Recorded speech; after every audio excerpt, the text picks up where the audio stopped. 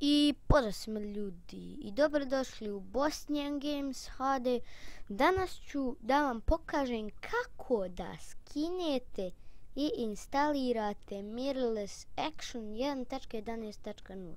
I ljudi, izvinjavam se zato što me nije bilo 2 mjeseca na YouTube-u.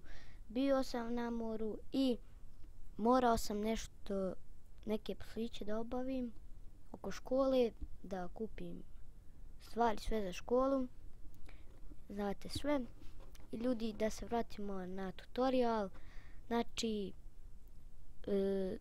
sve što je potrebno da posjetite, ostavit ću vam ja link u deskripciji da se vi ne mučite i kliknete samo download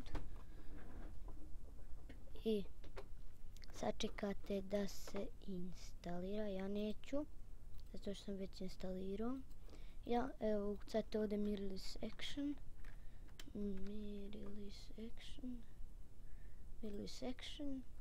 evo ga, miriles action, tu kliknete, yes, okay, next, I agree, install. Ja neću da instaliram zato što ga već imam. Znači ljudi, to je prosto, vidite da ga ja imam, evo ga.